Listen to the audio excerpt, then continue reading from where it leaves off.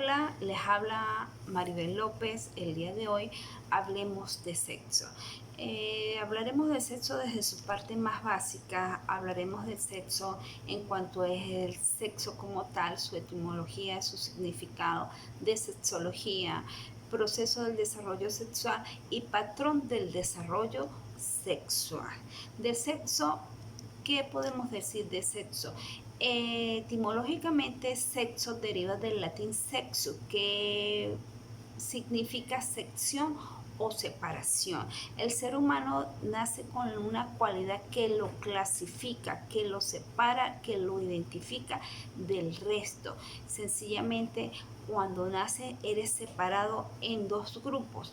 Es una sección, esta primera sección tiene que ver como con la parte orgánica, como con la parte biológica, y hace referencia a que eres hombre o mujer, macho o hembra, masculino o femenino. O sea, te clasifica qué sexo tienes orgánicamente, biológicamente. La segunda sección del sexo hace referencia al acto de apareamiento.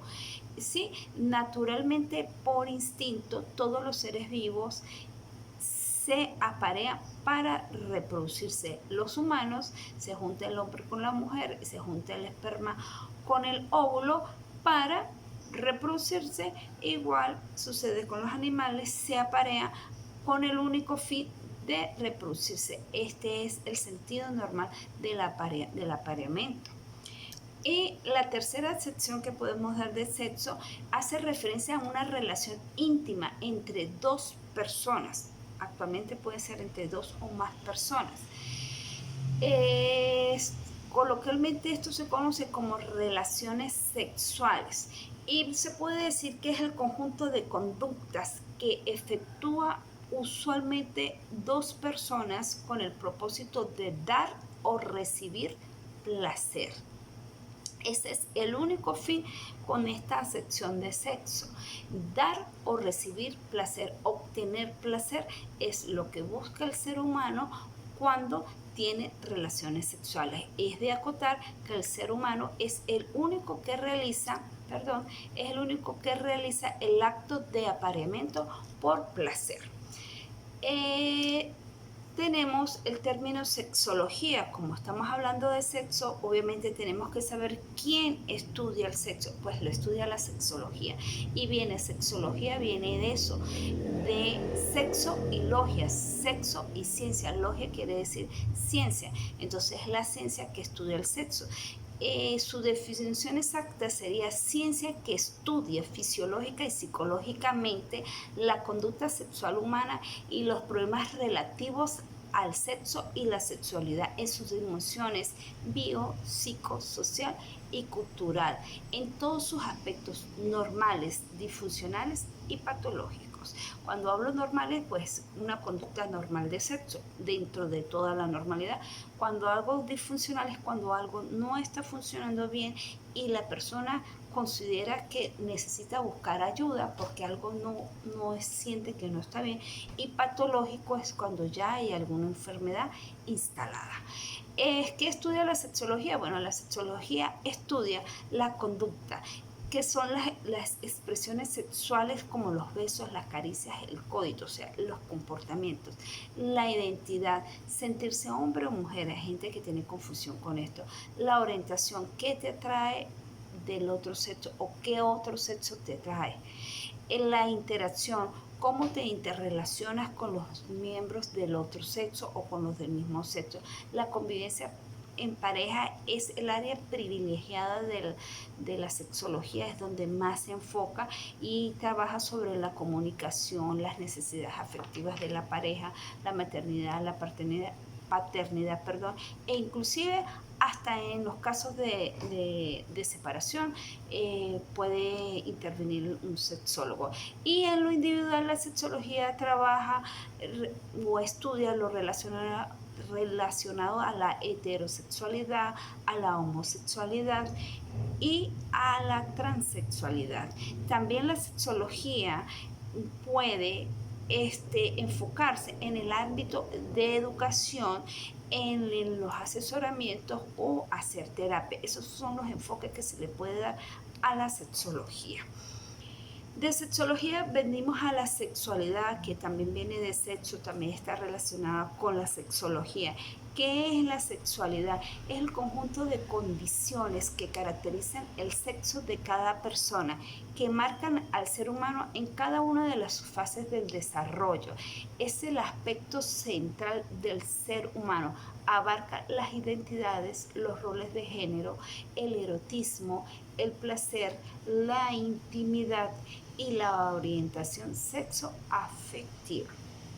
La sexualidad es algo como que viene naturalmente en cada ser. Naturalmente todos tenemos un nivel de sexualidad. ¿En cómo se manifiesta esta sexualidad? A través de los pensamientos, a través de las fantasías, a través de los deseos, a través de las creencias. Bueno, el sexo no tanto, las creencias más bien afectan un poquito. Las actitudes, los valores que te inculcan, las conductas, las prácticas y las relaciones interpersonales. Para tener una sexualidad en todo el sentido de la palabra es importante tener en cuenta que primeramente se debe conocer muy bien el cuerpo y saber que somos vulnerables. Necesitamos saber lo que nos gusta y lo que no nos gusta. Es necesario saber escuchar los sentimientos y las emociones. Es necesario saber aprender a comunicar nuestros sentimientos y nuestros deseos. Y una cosa muy importante es saber marcar límites. Cuando yo dejo claro hasta dónde yo puedo llegar, hasta dónde pienso llegar, hasta dónde le voy a permitir a mi pareja llegar y comunico lo que siento y lo que deseo, conozco mi cuerpo y sé hasta dónde puede llegar, eso va a garantizar tener una sexualidad sana y disfrutar del sexo ampliamente. De sexualidad venimos a sensualidad, que como la palabra dice, tiene que ver con sentido, el sentimiento. Entonces tenemos que sensualidad es la capacidad de atraer y generar una reacción vinculada a la sexualidad. Es una cualidad natural que permite estimular la atracción o reacción sexual. Está relacionada, como ya dije antes, con los sentimientos y en especial con el deseo sexual. Entonces, tenemos sexualidad y sensualidad, palabras muy parecidas pero con significados muy distintos. El uno implica sexualidad, viene tajantemente de sexo, y sensualidad viene de sentido, de sentimiento. Veamos la diferencia. Sexualidad se centra en la satisfacción del deseo, que en ocasiones va mezclado con sentimiento. Escúchenme, solamente en ocasiones se mezcla con el sentimiento. Su único objetivo es el sexo. Eso es la sexualidad. Mientras que la sensualidad se centra en la estimulación de cada uno de los sentidos a través de los estados afectivos de una persona. En este sí está mezclado un poquito de sentimiento, un poquito del sentir de cada persona. Conociendo ya qué es el sexo, qué es la sexología, qué es la sexualidad, qué es la sensualidad, hablemos un poquito de ese proceso del desarrollo del sexo. Tiene tres fases: la fase de programación, la fase de diferenciación y la fase de expresión. Cada una de estas fases contribuye a la formación en este desarrollo. En la fase de programación parte desde el coito, de la unión del espermatozoide y el óvulo, de la formación del embrión, donde se carga el factor genético y el factor cromosómico.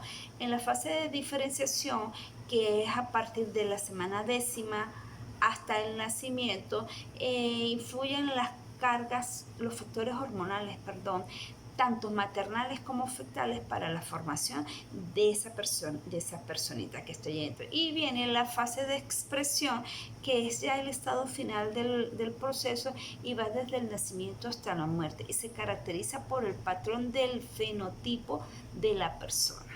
¿Ok? Esto es en cuanto al desarrollo del sexo. Ahora, ¿cómo es el patrón del desarrollo sexual? Un sexo funcional. Bueno, tiene un patrón. Como todos sabemos, patrón es una conducta o un conjunto de movimientos que usualmente se repiten y se repiten. Es algo que es cotidiano, que es usual que se haga. Entonces, en el sexo también se puede establecer patrones de conducta. Entonces, en este caso hablaríamos de un patrón sexual y pues, se puede decir que el patrón sexual es el conjunto de características relativas al sexo que realiza un individuo de manera frecuente por un lapso de 5 años y cuando tiene 25 años o más.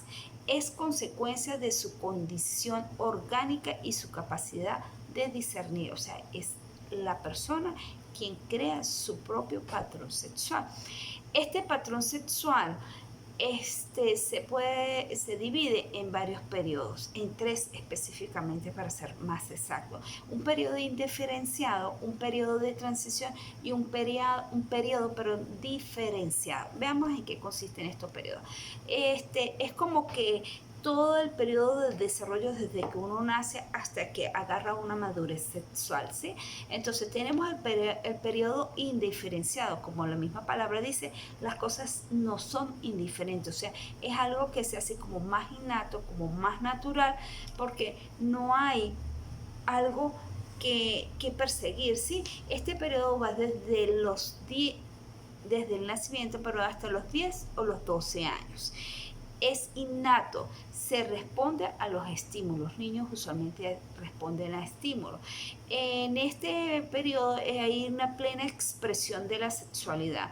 Los niños y las niñas experimentan y exploran su sexualidad sin intencionalidad.